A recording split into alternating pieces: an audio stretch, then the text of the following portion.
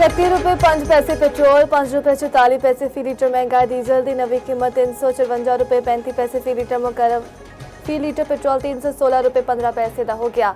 कीमत आज तो 20 जुलाई ਲਈ मुकर की गई ने। पेट्रोल ते डीजल महंगा होगा या सस्ता, फैसला रोज होगा। वजीर पेट्रोलियम अली परवेज मलिक ने आख्या आलमी मंडी में तेल महंगा हो रहा है। वजीर आजम तो पूछे बगैर रोजाना पेट्रोलियम कीमतों में रद्दोबदल किया जाएगा। वफाकी वजीर इत्तलात ताउला तारा ने आख्या मुनाफाखोरी जखीरा अंदोजी नहीं होने देवांगे। अज नहीं तो कल सानू इलैक्ट्रिक गड्डियां वल जाना होगा।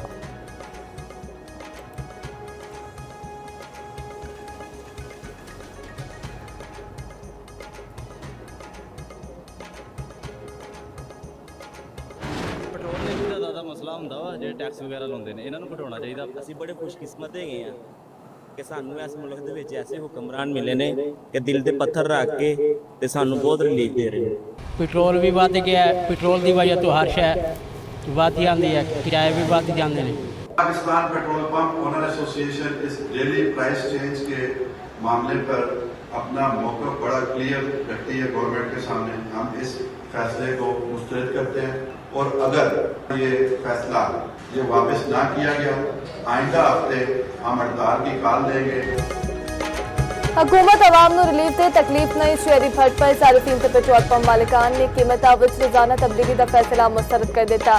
हुकूमती पॉलिसी उत्ते अवाम से आख्या महंगाई के दौर में गुजारा करना मुश्किल हो गया है। फैसला फौरी तौर पर वापस लिया जाए। पेट्रोल पंप ऑनर्स एसोसिएशन ते ऑयल मार्केटिंग एसोसिएशन ने भी हुकूमती पॉलिसी मुस्तरद कर दी। एहतजाज से हड़ताल की धमकी भी दे दी। हुकूमत तो पॉलिसी उत्ते नज़रसानी का मुतालबा Pakistan mini मजदा goods transport association ने किराया में 10% इजाफा कर दिता।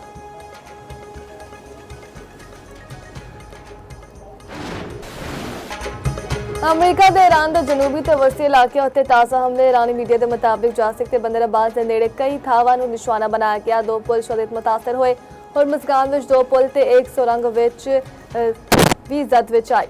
सूबा हुरमुज़गान विच 3 शहरी शहीद, 8 जख्मी। ईरानी मीडिया का आखना है जजीरा इलाक उत्ते मैरीटाइम ट्रैफिक कंट्रोल टावर ते जास्क विच बिजली के तनसीबात उत्ते हमला। खुरमाबाद, सीरक, बुशहर, बंदरअब्बास विच धमाके की इतलात। अमरीकी सेंटकॉम का आखना है हमलों विच ईरान के निगरानी दे मराकज़, अस्करी लॉजिस्टिक के बुनियादी ढांचे, जेर जमीन हथियारों के जखीरियां ते बहरी सलाहियतां नूं निशाना बनाया। कार्रवाई विच जंगी तैयारियां, जंगी बेरी जहाज़ां ते होर अस्करी वसाइल का इस्तेमाल किया। हमले का मकसद ईरान की अस्करी सलाहियत को कमजोर करना है। अमरीकी फौज का आखना है ईरानी बंदरगाहों ते बहरी नाकाबंदी भी जारी है। ईरान के खिलाफ जारियत वधान का इम्कान। ट्रंप निजामिया ने दर्जना रिफ्यूलिंग तैयारे इसराइल भेज दिते।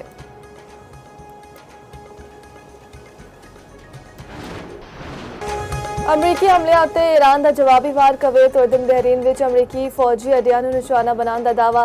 ईरानी मीडिया के मुताबिक कुवैत के कैंप अजीजी अल सालिम एयरबेस और जफान स्पोर्ट सेंटर उत्ते हमले किए गए। उर्दन के मवाफिक अल सल्ती एयरबेस उत्ते भी हमला।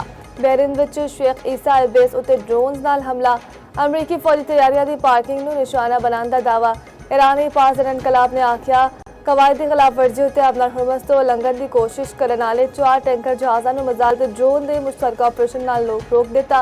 अपना हुरमस तो बारूदी सुरंग वाले रास्ते तो लंघन वाले 2 तेल बरदार जहाज़ों में धमाके के बाद अग लग गई। अमरीकी मीडिया के मुताबिक उर्दन विच अमरीकी फौजी अड्डे उत्ते ईरानी मिसाइल हमले विच कई अमरीकी फौजी जख्मी हुए। कुवैती अफवाज का आखना है हमले नूं दुश्मन के बैलिस्टिक मिसाइल ड्रोन्स फजा विच तबाह कर दिते। हमलों विच साढ़े कई फौजी जख्मी हुए।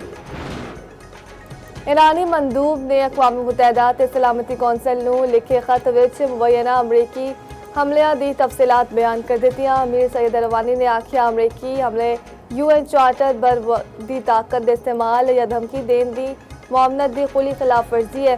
जुमेरात की रात ते जुमे की सुबह हमलियां विच बंदरअब्बास ते कोरिस्तान बंदर खमीर दे रास्तियां उत्ते कई अहम पुल तबाह हुए। पुल नूं निशाना बनाने के नतीजे में 7 अफराद शहीद, 9 जख्मी हुए। ईरानी सुप्रीम लीडर के मुशीर मोहसिन रज़ाई ने आख्या अमरीकी खिलाफ वर्जियों के बाद मुफाहमती याददाश्त मुर्दा हो गई। अमरीका ने ईरान विच होर हमले किए थे। जंग दा रुख बदल सकता है। जंग विच दिफाई नहीं जारहाना हिकमत अमली इख्तियार कर सकते हैं। कुछ दिहाड़े होर हमले हुए थे। मुकम्मल जारहाना ऑपरेशन शुरू होगा। ਹਰਮਜ਼ਗਾਨ ਵਿੱਚ ਹਮਲਿਆਂ ਦੇ ਦੌਰਾਨ ਸ਼ਹੀਦ 8 ਇਰਾਨੀਆਂ ਦੀਆਂ ਤਸਵੀਰਾਂ ਜਾਰੀ। ਸ਼ੁਹਦਾ ਵਿੱਚ 4 ਖਾਤੀਨ ਤੇ 2 ਮਾਜ਼ੂਰ ਬਰਾਮਦ ਸਮੇਤ 4 ਮਰਦ ਸ਼ਾਮਿਲ। ਤਰਜਮਾਨ ईरानी वजारत खारजा इसमाइल बकाई के मुताबिक अमरीका ने जंग की जुर्म किया। ईरानी अवाम हुन पहले तो वद पुरअज़म तो मुत्तहिद ने ईरानी वज़ीर खारजा अब्बास अराग़ची ने बंदर उमीर विच जां बागतिन शहरिया की तस्वीर जारी कर दी। आखिया शौदा दा खून रायगा नी जान देवांगे, आखिरी सां तक वतन का दिफा किया जाएगा। आलमी मंडी में खाम तेल की कीमतों में इजाफा। WTI तेल 3% महंगा $82 फी बैरल तो तजावज़ कर गया। ब्रेंट तेल की कीमत भी 4% बढ़ गई। नवी कीमत $88 फी बैरल हो गई।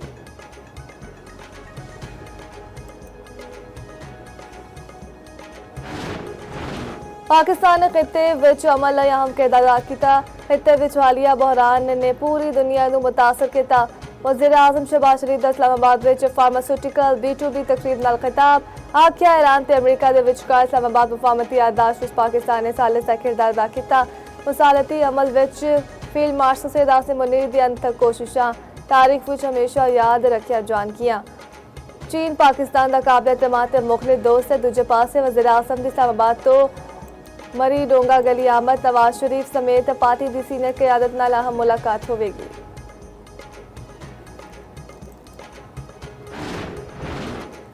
सऊदी अरब पाकिस्तान की रेड लाइन है। सऊदी अरब उत्ते हमला पाकिस्तान उत्ते हमला तस्वर किया जाएगा। पाकिस्तान ने आला सतह उत्ते ईरान नूं मुताला कर दिता। खबर एजेंसी नाल गलबात विच पाकिस्तानी अहदेदार ने आखिया है पैगाम वाज़ेह अल्फाज विच दिता गया है जे हुसैया ने हमले वधाए तो पाकिस्तान अपने दिफाई मुआहदे के तहत सऊदी अरब की मदद लई हमले इकदाम उत्ते मजबूर हो सकता है।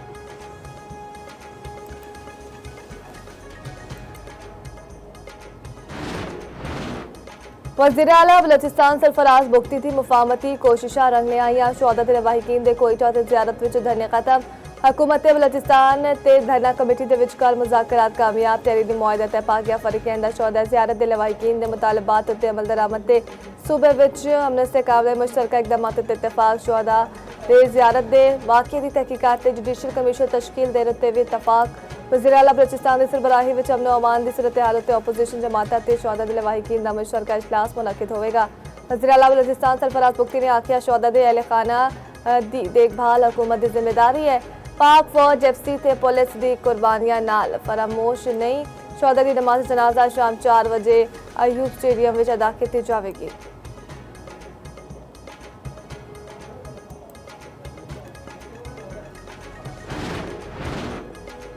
पी कश्मीर उत्ते वज़ीर दिफा का बयान हुकूमती पॉलिसी है। बिलावल भुट्टो का वज़ीर दिफा नूं हटाने का मुतालबा। वज़ीर आज़म तो ख्वाजा आसिफ के बयान उत्ते वजाहत मंग लई। रियाल विच इंतखाबी जलसे नाल खिताब विच चेयरमैन पीपल्स पार्टी बोले वज़ीर दिफा ने जो आखिया हुकूमत की पॉलिसी इन्हें इत्थे इस वज़ीर नूं लत मार के बाहर कड्डो। एक वफाकी वज़ीर आखते हैं 12 सीटां साडी जेब विच ने। होर आखिया 27 जुलाई नूं आज़ाद कश्मीर विच शेर का शिकार करांगे। एक केड़ा शेर है जिहड़ा दरियाल मीरपुर रावलाकोट नूं कश्मीर के नक्शे तो खा गया।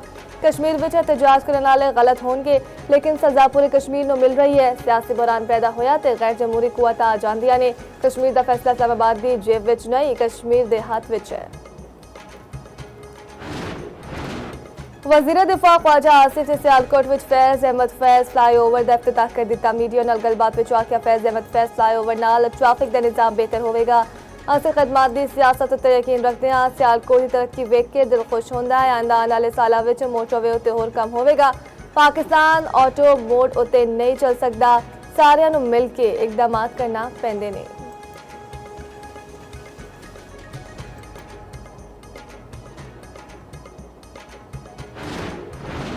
पंजाब के 15 जिलों में निकासियाब ने जदीद तरीन मशीनां की फराहमी मुकम्मल। 41 जिलों में सन 696 मशीनां ते आलात की फराहमी। वज़ीर आला मरीम नवाज ने सीवरेज मशीनां की चाबियां वासा हुकाम के हवाले की। मरीम नवाज ने आखिया हर शहरी लई आसानी ते सहूलत साडा आज़म है। पंजाब विच वासा नैटवर्क 2 तो वधा के 41 जिलों तक फैला दिता गया। सीवरेज निकासियाब का निज़ाम अवामी सहूलत लई अपग्रेड कर रहे हैं। कश्मीर पाकिस्तान का अटूट अंग है। कायदे आज़म ने आखिया सी कश्मीर पाकिस्तान की शहरग है। दुनिया की कोई ताकत कश्मीर नूं पाकिस्तान तो अलग नहीं कर सकती। सीनियर वज़ीर पंजाब मरियम औरंगजेब का आखना है कश्मीर का इलैक्शन कश्मीरियां तो बेहतर कोई नहीं जानता। नवाज शरीफ दा कश्मीर नाल दिल ते खून दा रिश्ता है। कश्मीरियां दी तरक्की ते फलाह लई सारे वसाइल बरूए कार लाए जाणगे। इंशाअल्लाह कश्मीर दे इंतखाबात विच शेर धाड़ेगा।